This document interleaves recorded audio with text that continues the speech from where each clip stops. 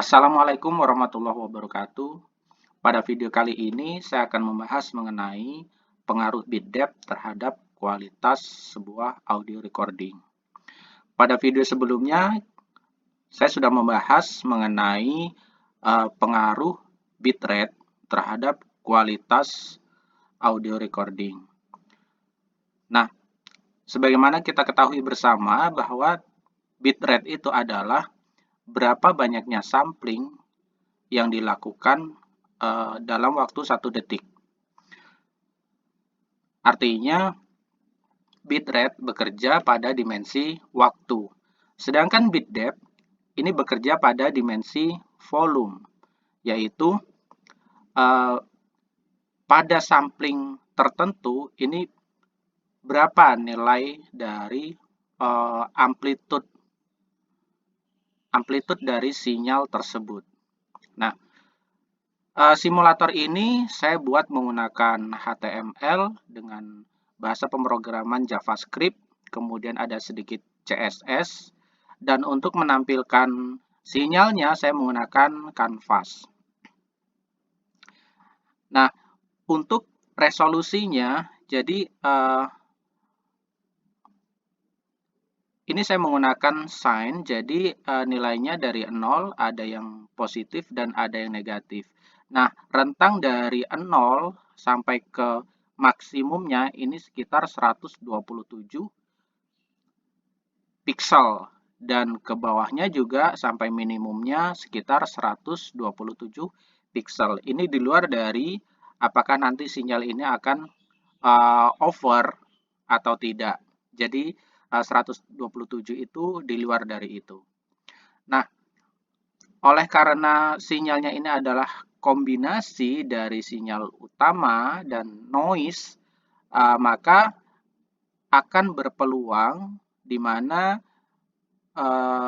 titik maksimum dan minimumnya itu akan lebih atau kurang dari 127. Pada bit depth 8 ke atas, ini tidak akan terlihat perbedaannya.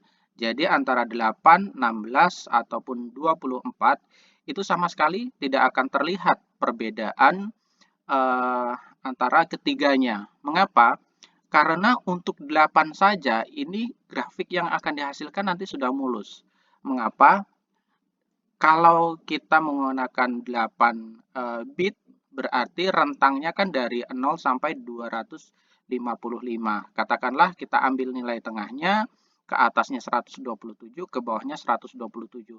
Artinya, satu pixel itu mewakili satu level. Artinya, satu level dengan level di atas atau di bawahnya itu akan menempati tepat 1 pixel. Nah, bagaimana agar kurva ini terlihat pincangnya antara hasil rekonstruksi dengan sinyal aslinya? Nah, pertama saya akan menampilkan keduanya di sini, kemudian saya akan mengatur sampling rate-nya menjadi maksimum. Mengapa sampling rate-nya justru dinaikkan? Agar titik-titiknya menjadi banyak dan level-levelnya akan menjadi banyak juga. Nah, di sini saya akan menurunkan bitrate-nya. Nah, kita lihat bahwa 9 dengan 8 ini sama saja, karena ya jujur saja simulator ini tidak diprogram untuk 8 bit ke atas. Memang 8 bit ke atas ini nanti akan sama saja gitu. Jadi ketika 8, 16, 24 itu akan menghasilkan grafik yang sama saja. Namun pada bit depth 7 ini sudah terlihat bedanya. Kalau saya mengganti, ini saya menaikkan atau menurunkan bit depth-nya, di sini akan terlihat gerakan dari pixelnya. Ada yang naik, ada yang turun. Nah, saya akan menurunkannya menjadi 6. Nah, ini menjadi semakin jelas. Kemudian 5 semakin jelas, 4 semakin jelas, dan 3 sangat jelas. Nah, Dari simulator ini kita dapat melihat bahwa ini adalah sinyal hasil rekonstruksinya yang berwarna biru, sedangkan yang merahnya adalah sinyal aslinya. Nah, pada titik ini seharusnya kan sinyalnya naik, kemudian turun. Namun di sini masih datar.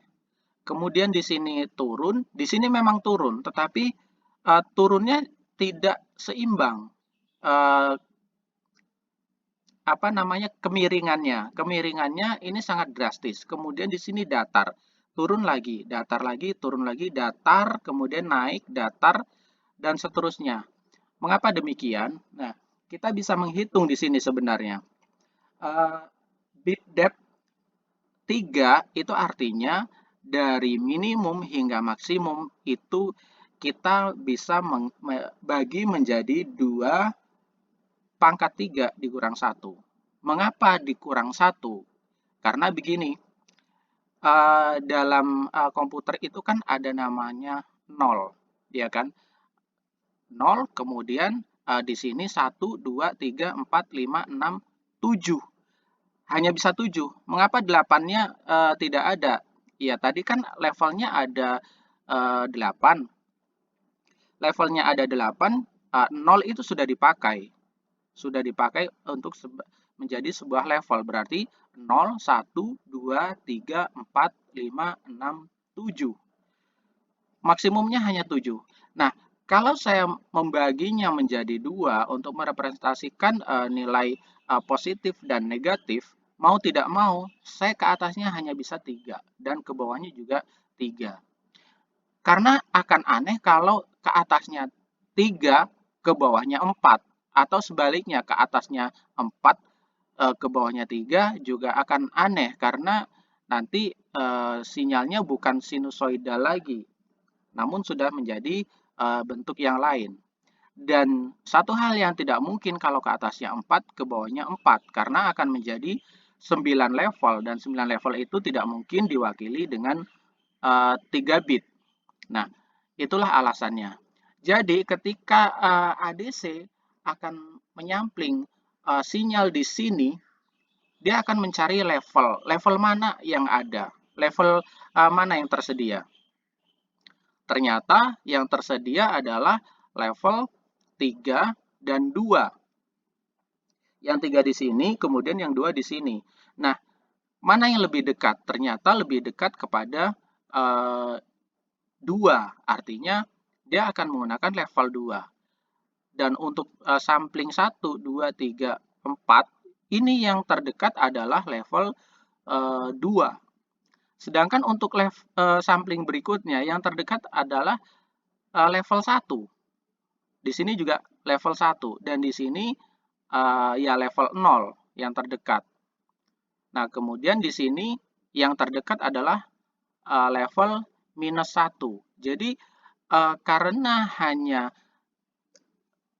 sedikit level yang tersedia, maka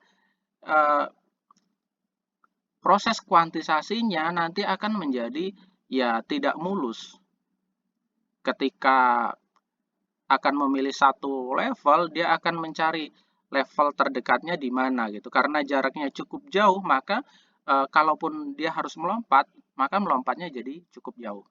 Nah, ini apa dampaknya? Kita akan lihat, kita akan turunkan tensionnya. Nah, seperti ini, dan kita akan hilangkan ini ya, comparisonnya.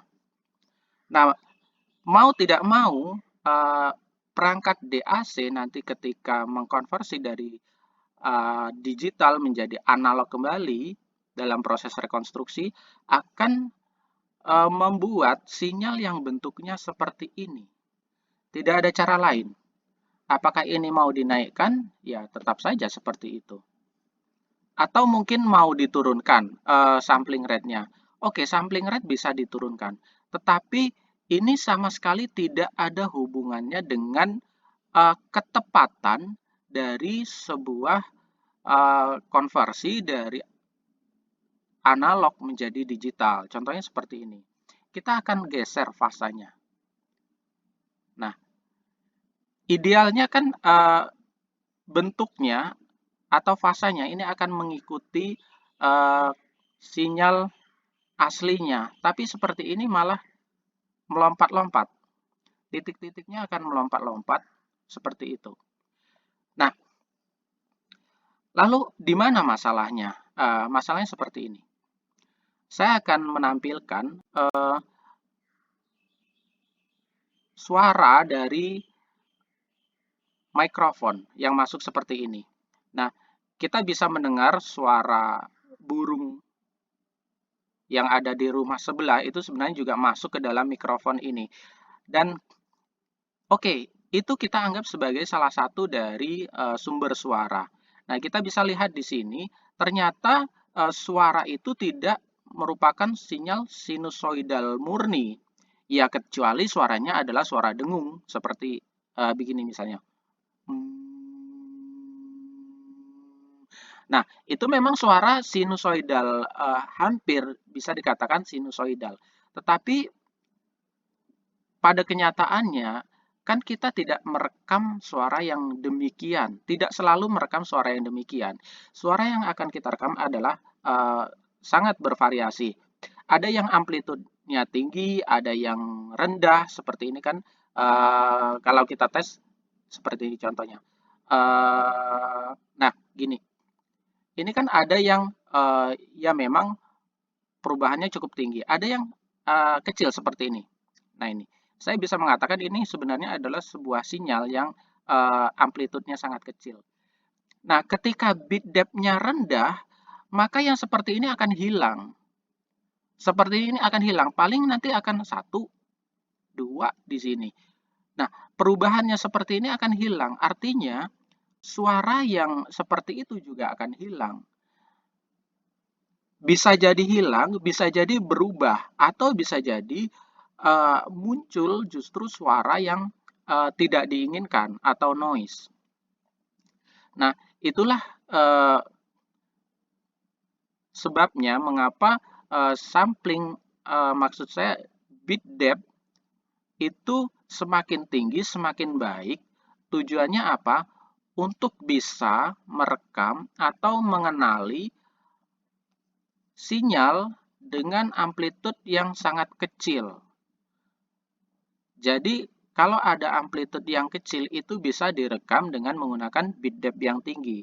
Sedangkan untuk bit depth yang rendah, nanti suara yang kecil tadi, volume yang kecil, baik itu frekuensi tinggi atau rendah, itu nanti kan tergantung sebenarnya dengan sampling rate.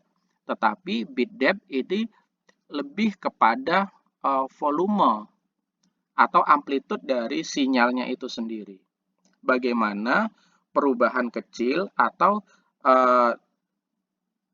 sinyal dengan amplitude kecil itu bisa direkam dengan baik.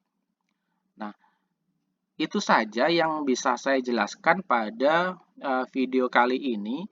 Jika ada yang ingin mencoba simulator ini, silakan mendownload simulatornya di GitHub. Linknya tersedia pada deskripsi video ini. Terima kasih dan sampai ketemu pada video-video berikutnya.